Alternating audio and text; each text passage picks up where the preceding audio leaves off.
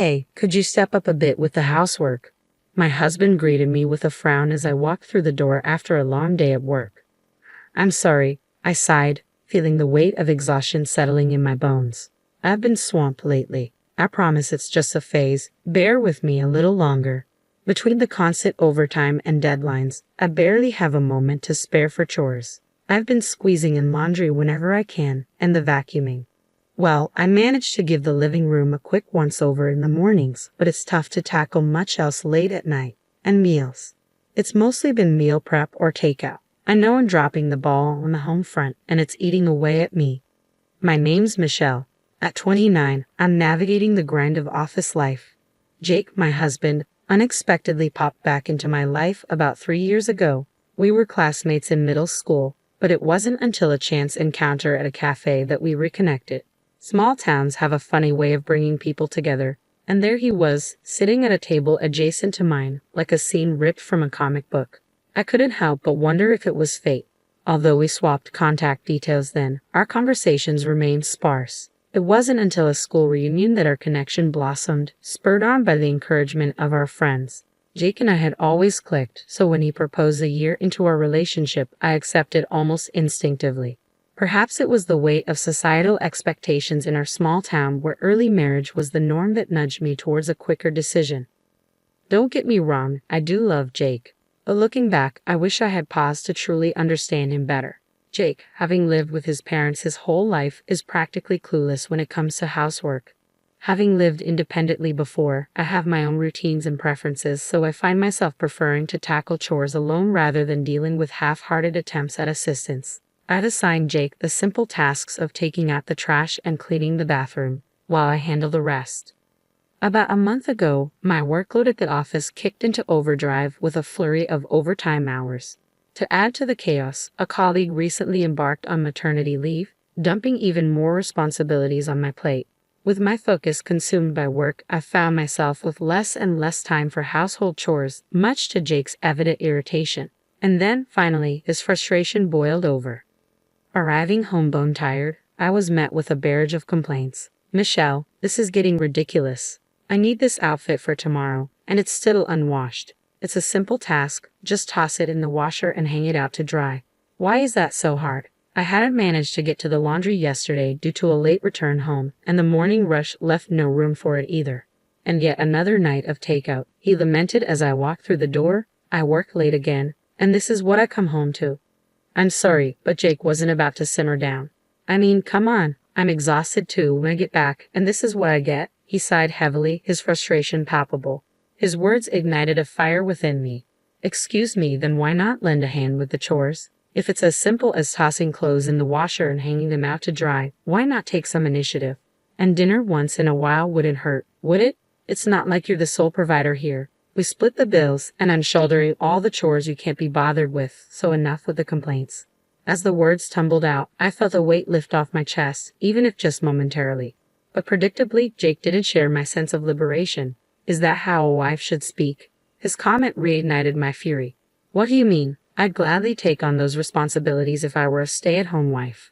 But if I quit my job, could we really survive on your salary alone? We agreed not to take that route when we tied the knot, remember? And didn't we also agree to support each other during hectic times? With those cutting words, Jake dropped a bombshell. Oh, classic Michelle. If you're so dedicated to your career, why not focus on that alone? A woman's place is in the home, unlike you, Michelle. My girlfriend, on the other hand, is a domestic goddess. She keeps the house immaculate whenever I'm around, and she even whipped up a homemade cake last time. Stunned, I could barely process his words. Wait, girlfriend. Who are you talking about? An old flame, or are you cheating? My heart raced with a mix of emotions as Jake smirked. You've aged, Michelle. She's stunning, and to top it off, she's the daughter of the CEO. Her parents fully support our relationship and even floated the idea of me taking over as CEO. Then, shockingly, Jake slid divorce papers across the table. That's why you need to fill these out. I'll be leaving tomorrow. Caught off guard, I struggled to comprehend. Hold on, Jake. Are you saying you're having an affair and divorcing me to marry your mistress? With a mocking grin, Jake nodded. That's the gist of it. I'll even offer whatever settlement you desire. After all, I'm the future CEO. And with that, he left, leaving me in a whirlwind of disbelief. Do you really expect me to just roll over and sign these papers? I shot back, but Jake seemed unmoved. So you're content living like this? In a relationship with someone who's lost all affection for you, or you're left handling all the chores? I faltered, words escaping me. As much as I hated to admit it, he had a point. Our loveless partnership was nothing but a source of constant tension. After much contemplation, I reached a point where I couldn't bear to dwell on it any longer. My response came out stoically, fine, but I'll initiate the divorce proceedings once I've sorted out the logistics like asset division and alimony. Work's consuming all my time right now, so you'll have to be patient. Jake, visibly frustrated, muttered, yeah, always prioritizing work. With that, he left the living room, disappearing into the bedroom.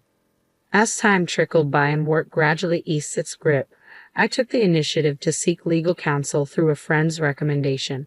The divorce lawyer attentively absorbed my account, and together we strategized to demand a higher alimony than the norm.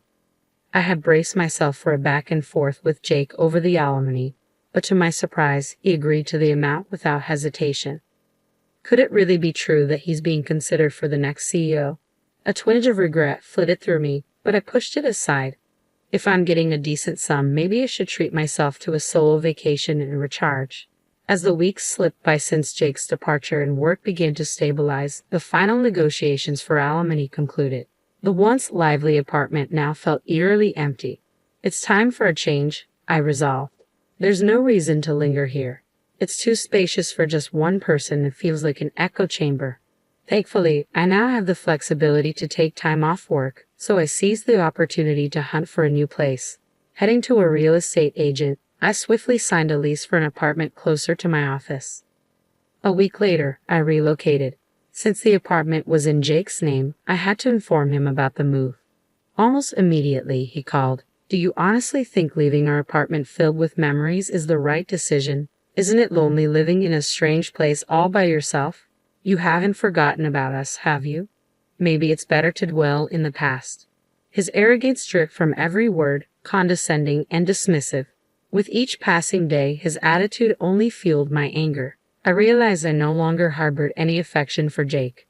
No matter how many times I tried to communicate that I had moved on, Jake persisted with his conceited remarks like stop pretending or don't act tough. Fed up with the conversation, I asserted firmly, could you please settle the alimony soon? Once that's done, I can proceed with filing the divorce papers. Yeah, got it. I'll settle it within the week, so go ahead and prepare those divorce papers. My girlfriend's parents insist we only live together once we're officially married, hence the hotel stay. Quit my job too. Just taking a breather for now, I guess. It seemed Jake had made the decision to leave his job in preparation for this career shift. Then he drops the bomb about submitting the marriage license, planning a lavish wedding, and moving into his mistress's father's mansion to start their newlywed life. He's in a rush to get that license submitted, claims the families have already met, but something about it all feels fishy. Jake's parents are usually sensible people, so it's strange they'd entertain the idea of a second marriage before the divorce is even finalized. I pressed Jake for clarity, but his response remained elusive, leaving the truth shrouded in uncertainty. Well, perhaps Jake's parents were more eager for his remarriage to a president's daughter than even I realized. I thought I had cultivated a decent rapport with my in-laws, so this revelation was quite disheartening. But it's irrelevant now. I informed him, I'll reach out once I've filed the divorce papers, and promptly ended the call. A few days later, armed with the alimony, I filed for divorce. And with that, my connection to Jake was severed. When I reached out to him, his response was a flustered, got it. Judging from his recent demeanor, it seemed likely that Jake would be remarrying soon. Seeking a change of scenery the next day, I decided to go shopping at the mall. To my surprise, I encountered Jake there. As I strolled through the bustling corridors, a voice called out to me from ahead. Michelle, aging already, looking like an old hag, aren't you? Startled, I glanced up to see Jake standing there. This mall was the same one where Jake and I had reunited, where the movie theater was located. I cursed my luck. Jake departed with a sneer, announcing, guess what? Today, I tied the knot with Olivia, the president's daughter. Unlike you, she's stunning and the perfect wife. No sooner had he uttered these words, a woman with shopping bags drew near. Jake, so this is the infamous president's daughter. She was undeniably beautiful, and as I pondered her name, a sense of familiarity struck me. Our eyes met, and she seemed equally taken aback. Could it be? While I observed her, Jake, completely oblivious, kept on talking. Olivia's family owns the company, in case you didn't know. Paying no heed to Olivia's subtle urging to leave, Jake proceeded to enlighten me about her family. I'm set to become the next CEO of their company. Pretty unbelievable, right? At that moment, I couldn't contain my laughter. Jake stared at me blankly, while Olivia avoided meeting my gaze. So you've already remarried, huh? Good for you. She's quite the catch.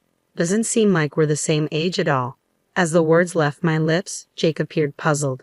Understandable, since I had just commented on the age of his new wife without any prompting from him. I couldn't help but continue laughing. My condolences. With that, I turned away from Jake and started walking. But despite Olivia's efforts to hold him back, Jake hurried after me. Michelle, what's going on? You seem to know her. I explained that we both attended the same high school. We were classmates. Though, you wouldn't recognize her just by looking at her face. Jake was taken aback. It's great you found yourself such a beautiful wife. But then again, she ought to be, considering the amount of money she's spent on plastic surgery. As it turned out, Olivia and I were classmates in high school. At first, her face didn't ring any bells, but when Jake started discussing Olivia's family, it all clicked into place. I'd never been fond of Olivia. She had a knack for flaunting her wealth. Back in school, I had a bit of a reputation thanks to my achievements in the sports club, and it seemed Olivia didn't appreciate that. She used to taunt me, claiming I lacked femininity because of my involvement in sports, among other things.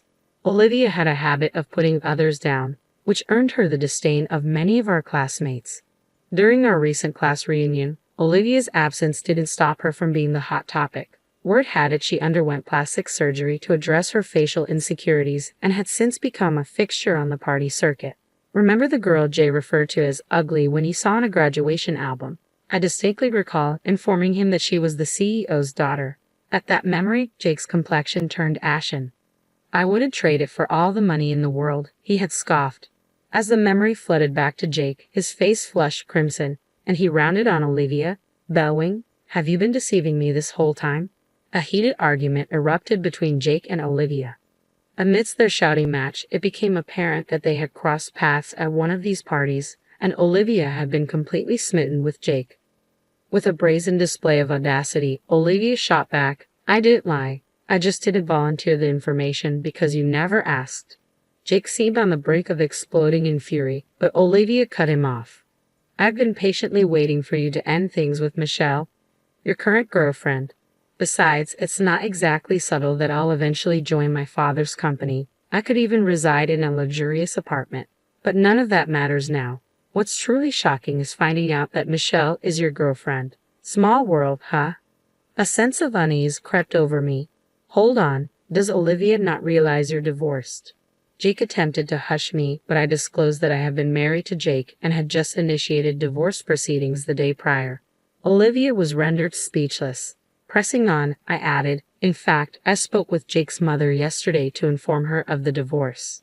She insisted she had no knowledge of any remarriage, let alone any meeting with Olivia's parents. Initially, I had contemplated identifying Jake's mistress and seeking compensation from her. However, since Jake had agreed to a settlement higher than the market rate, I hadn't bothered pursuing his affair further, but to discover he was concealing his marital status. That's marital fraud, isn't it?" Their faces drained of color, and they exchanged tense words, but I decided it was time for me to exit the scene.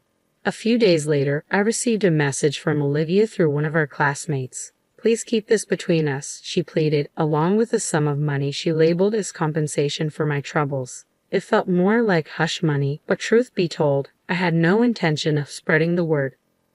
And getting paid for my silence was an unexpected perk.